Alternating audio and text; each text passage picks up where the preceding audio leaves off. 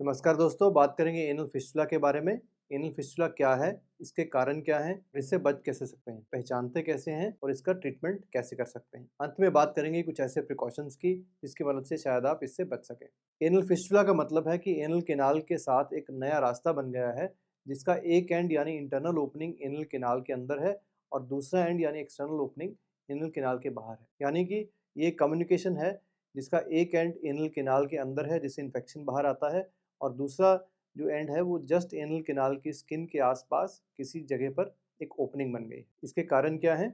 Usually ये एक infection से स्टार्ट होता है, यानी कि एनल कैनाल के आसपास कहीं इन्फेक्शन हुआ और उसकी वजह से उसमें पस बन गई और ये जो पस है वो इंटरनल एनल कैनाल के अंदर भी खुल गई और उसने एक रास्ता बाहर भी बना दिया और इसके वजह से एक कम्युनिकेशन बन जाता है बिटवीन एनल कैनाल और उसके आसपास जो स्किन है उसके बीच में। एक बार ये फिस्टुला बन गया तो यूजुअली ये दवाइयों से ठीक नहीं होता। इसमें क्रॉनिकली इन्फेक्शन जाता रहता है क्योंकि ये एरिया डर्टी है और कुछ देर आपको लग सकता है कि ये ठीक हो गया है, लेकिन फिर से ये रिकरेंस होता रहता है। तो पहचानते कैसे हैं?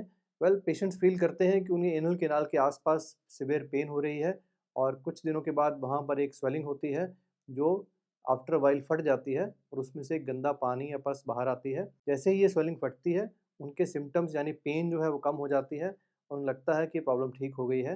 लेकिन क्योंकि फिस्टुला का एक इंटरनल ओपनिंग भी है, जिसमें से कि दोबारा से इन्फेक्शन इसके अंदर आता है और कुछ दिनों के बाद जब बाहर का जो रास्ता है वो बंद हो जाता है, तो अंदर ये इन्फेक्शन बढ़कर फिर से इसमें इन्फेक्शन बनने लगता है और ये फिर से एक फोड़ा बन के दोबारा फूटता है। फिस्टुला किन प्रकार के हो सकते हैं? ये बहुत सिंपल फिस्टुला से लेकर कॉम्प्लेक्स फिस्टुलास हो सकते हैं, यानी कि ये फिस्टुला एनल कैनाल के जितना पास होगा, उतना सिंपल होगा और उसकी इंटरनल ओपनिंग भी जो एनल कैनाल के जितने पास होगी, उतना ये एक सिंपल फिस्टुला रहेगा।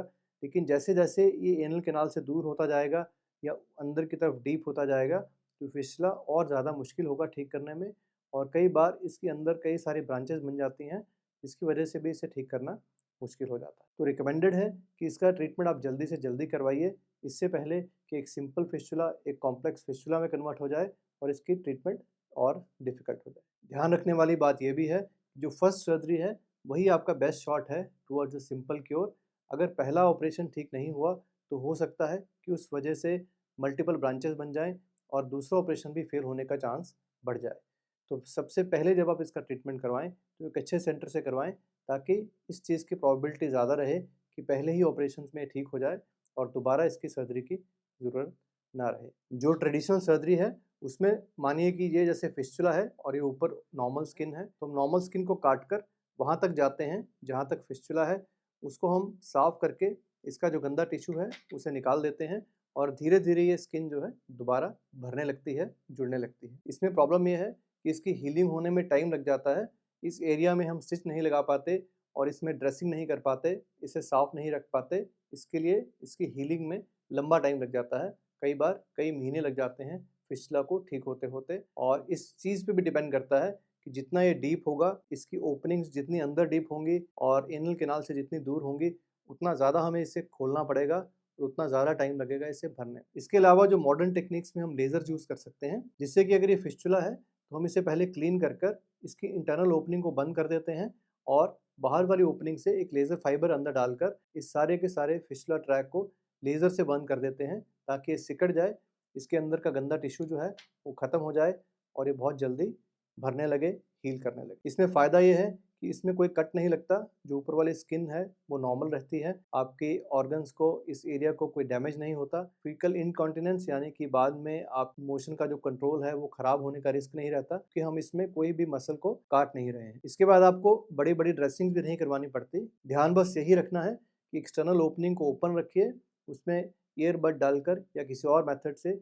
उसका मुँह खुला रखिए, ताकि जो अंदर का कोई फ्लूइड है, गंदा पानी है, वो निकलता रहे और धीरे-धीरे ये इंटरनल ओपनिंग से लेके एक्सटर्नल ओपनिंग तक धीरे-धीरे भरता जाएगा। इसके अलावा अगर ओपन सर्जरी के बाद ये दोबारा हो जाए, तब दोबारा उस एरिया में चीरा लगाना पड़ता है और जिससे कि इस एरिया में डैमेज होता है। लेकिन बाय चांस अगर लेज़र के बाद ये फिर से फिस्टुला हो जाता है, तो हम फिर से वही टेक्निक यूज़ करके लेज़र के थ्रू अगेन एक सिटिंग रिपीट कर सकते हैं और क्योंकि आपके इस एरिया को कोई डैमेज नहीं हुआ, तो सेकंड सिटिंग में भी इसमें कोई डैमेज नहीं होगा और आप जल्दी ही ठीक हो जाएँगे। लेज़र सर्जरी के बाद आप अपनी नॉर्मल एक्टिविटी में तुरंत ही वापस आ सकते हैं। जो भी आप काम कर रहे थे वो सभी काम कर सकते हैं।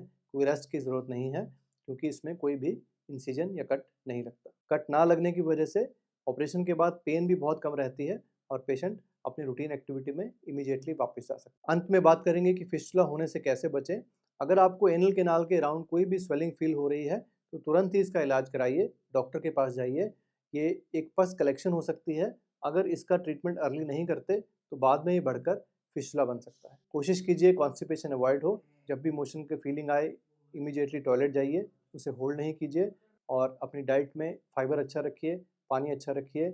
इस एरिया के अराउंड किसी भी तरह की इंजरी को अवॉइड कीजिए और इन सब चीज़ों से हो सकता है कि आप फिस्टुला से बचे रहें। वी होप कि ये वीडियो देखकर आपको फिस्टुला के बारे में आइडिया लगा होगा। आप या आपके अराउंड अगर कोई भी इस बीमारी से जूझ रहा है तो आप बहुत अच्छे से सब इसका इलाज करवा पाएंगे। अगर आपको हमारे वीडियो अच्छे लगे हों तो please like, share and subscribe and we wish you a very healthy life ahead. Thank you.